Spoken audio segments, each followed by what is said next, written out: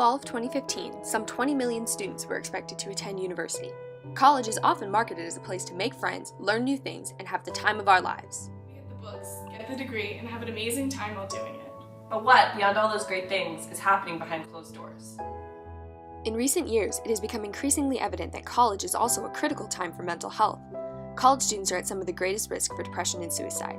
44% of college students report showing signs of depression. Collegiate mental health centers report that they could do good work if they weren't overwhelmed.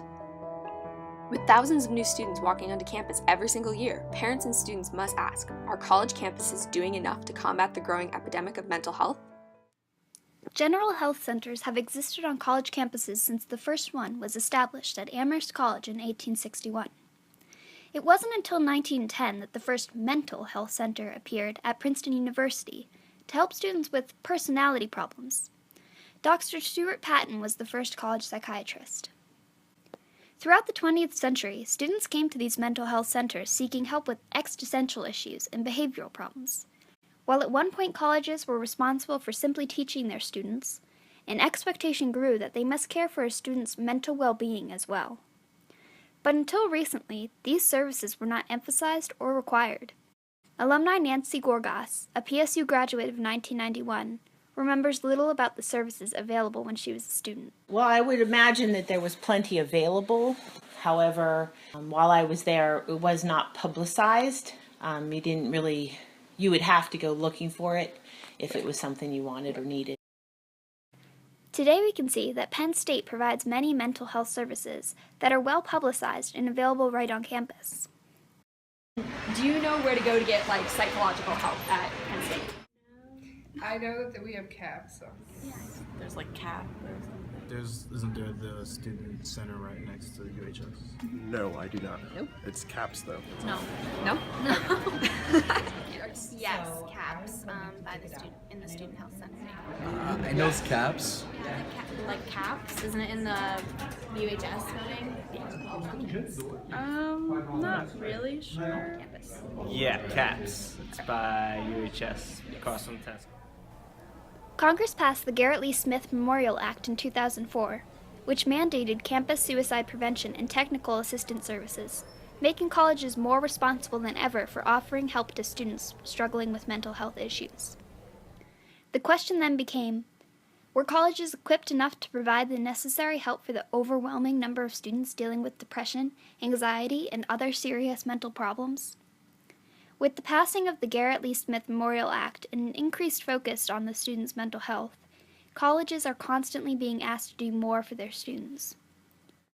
Counseling services at Penn State are dedicated to serving thousands of students every year through things like individual therapy, group therapy, crisis intervention, and psychiatric services. Most services are free if you're a full-time student. All you need to do is make an appointment. Treatment begins with a 15-minute phone interview, after which a counselor will match you with the proper treatment. According to Onward State, CAPS received a grant in early 2015 that allowed them to help 20% more students. Director Dennis Heitzman said that they are still looking into increasing their staff to acceptable levels. There are important places to spend their money, but CAPS provides an integral service to its students and requires a little more help.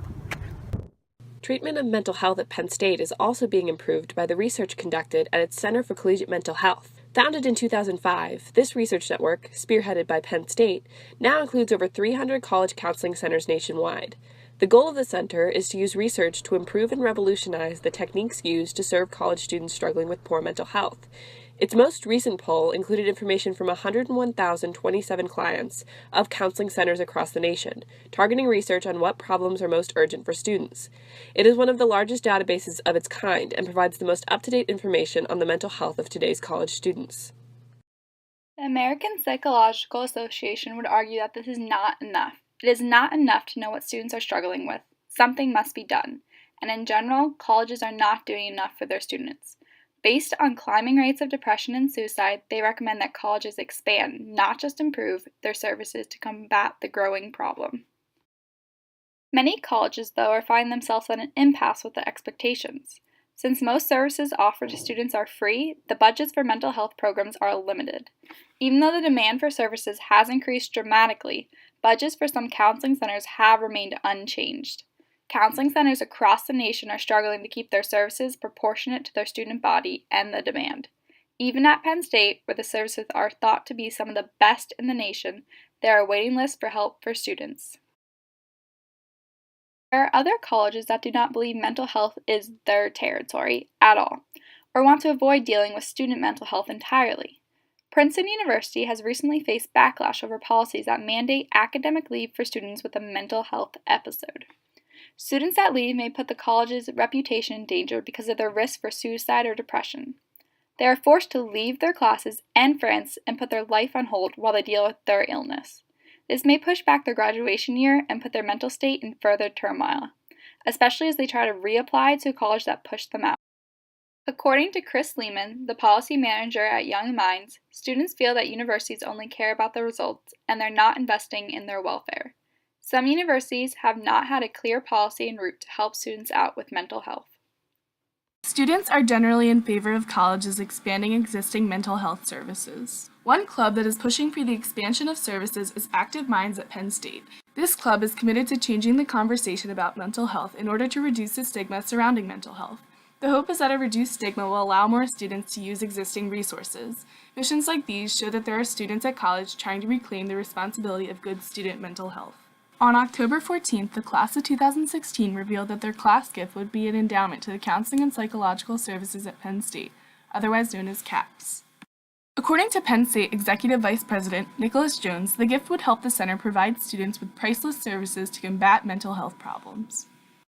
He believes the need for additional funding is growing as more students recognize the essential support that CAPS is able to provide to them. There's not enough being done about student health in general. Suicide is the second leading cause of death among 15 to 24-year-olds, and the rates of depression and suicide have been on the rise for the last 50 years. Students are clamoring for more resources. The Penn State class of 2016 gift shows this, as does the fact that college counseling services are currently overwhelmed with the students that want to use the services. The wait time just keeps growing. Whether you believe that colleges are doing enough or not, the problem of mental health on college campuses won't be solved in a day, nor by one counseling center. But something must be done. Students deserve to enjoy all aspects of their college experience.